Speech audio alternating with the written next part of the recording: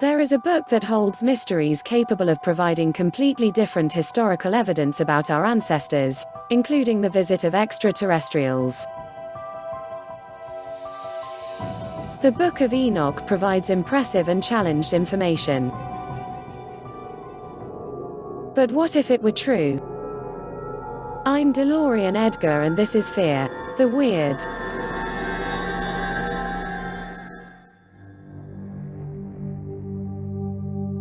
Do you believe there is more to life than what we are told?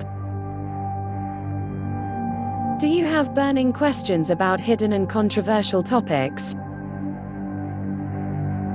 Subscribe to our channel and turn on the bell notification to unravel the mysteries of life and the universe. Biblical stories are often fantastic, unbelievable, and sometimes difficult to interpret. There are very few biblical texts more enigmatic and fascinating than the Book of Enoch. This book is one of several pseudo-epigraphs attributed to Enoch, who was the father of Methuselah and grandfather of Noah. Enoch is also one of the two people in the Bible taken to heaven without dying. The other would be Elias, in some interpretations of the Bible. But nowadays, the term Book of Enoch refers to Enoch's first epistle, which exists only in the Ethiopian language.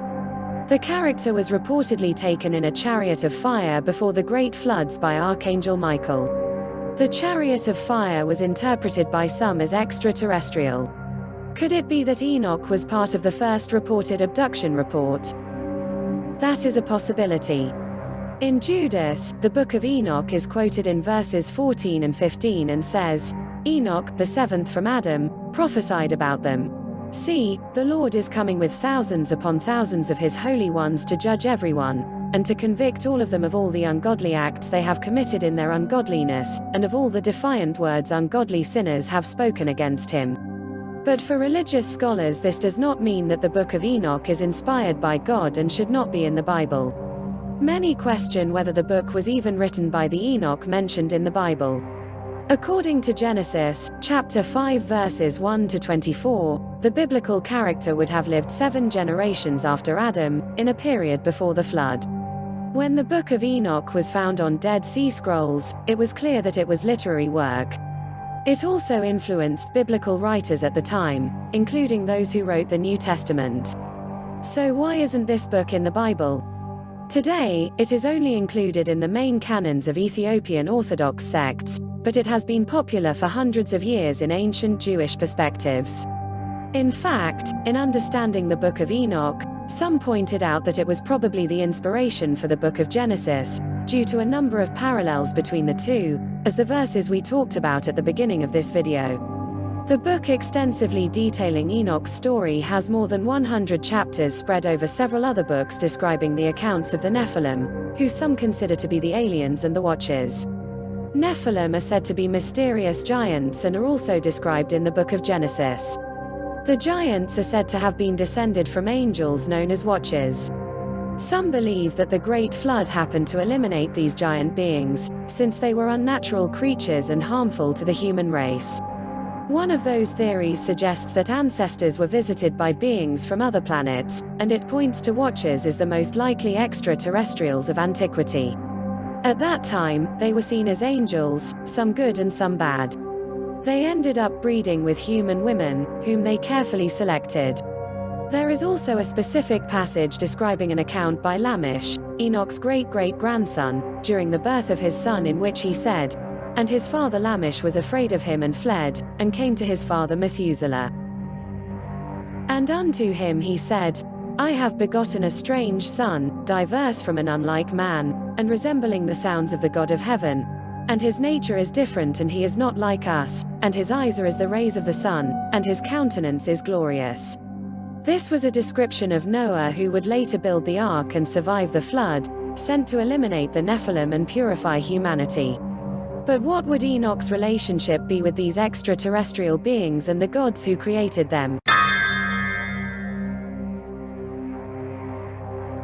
Noah, Enoch's grandson, was chosen to build the ark to survive the flood while Enoch himself was taken away by the angels. Could the character have left behind any clues to humanity that might have survived the flood? We do not know. But there are other surprising revelations in this book, and some point to Egypt's ancient pyramids as the answer. There is some relationship between the biblical texts of Enoch and ancient Sumerian texts, particularly when it comes to watchers, known as the Anunnaki or visitors from a planet called Nibiru. The Sumerians also considered these watchers to be gods, showing a cross between the two ancient cultures.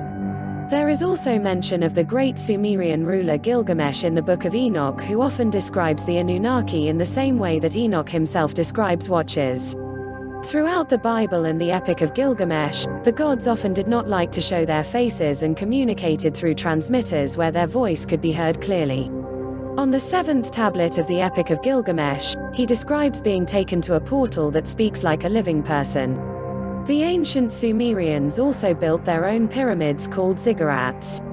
These ziggurats were places of protection during the floods and were also covered as thrones for their gods. Erich von Daniken, a Swiss archaeologist, says he believes that Egyptian pyramids could have been built for a similar purpose, protecting something from the great flow of biblical texts. Like the Gilgamesh epic, some believe that there is a Sumerian tablet that details how the Anunnaki built the pyramids of Egypt, which could establish a definitive connection between these two ancient civilizations and an advanced race of visitors. As it turns out, the Great Pyramid of Giza may not have been properly attributed to the person who ordered its construction.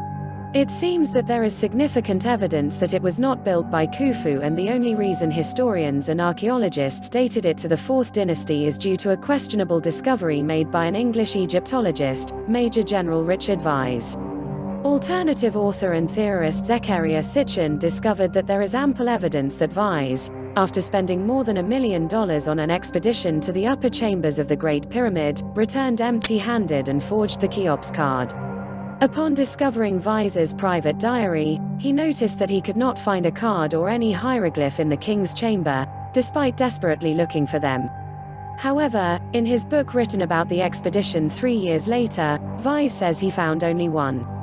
Many believe in the possibility that he forged the card to claim that his millionaire expedition was successful. Surprisingly, it is rumored that the chamber would also have been visited before without anyone finding the card until Vise supposedly discovered it. Sitchin also pointed out that Khufu's name had been misspelled on the chart, which could have been attributed to a spelling mistake in a book published at the time, probably used as a reference by Vise. Instead of spelling Khufu, he actually read Raufu. But what does this have to do with the Book of Enoch and the ancient race of advanced extraterrestrials? Erich von Daniken points out that the only reason we believe that the Great Pyramid of Giza was built for Cheops during the 4th dynasty is because of this card that was probably forged. He also points out that a sarcophagus belonging to Pharaoh Khufu was never found there. Furthermore, the construction methods that conventional archaeology claims were viable for the construction of the pyramids at that time are highly unlikely. The majority of historians who attribute the dominant narrative of Khufu having built the Great Pyramid refer to the writings of the Greek historian Herodotus, who traveled to Egypt and recorded the accounts of the pharaohs of ancient Egypt. But Herodotus is routinely denied by Diodoro de Sicilia, another Greek historian at the time. Diodor claims that Herodotus was naive and his theories were mistaken. Diodor even disagrees with Herodotus' claim that the pyramid was built by Cheops. Von Daniken looks at an account by a former Arab historian named al-Makrizi, who writes that the Great Pyramid was known to have been built by a king named Saurid, who lived before the Great Flood. King Saurid was better known in Hebrew as Enoch. Von Daniken says he believes that in preparation for the Great Flood, Enoch built the pyramids to protect biblical texts for future generations to discover everything that happened there. He said that the construction of the pyramids was due to the technology of the advanced beings with whom Enoch was in contact and with whom he later left the earth. Whether or not we agree with this theory, it is difficult to explain the level of precision with which the Great Pyramid of Giza was built using the primitive means of the civilizations known at that time.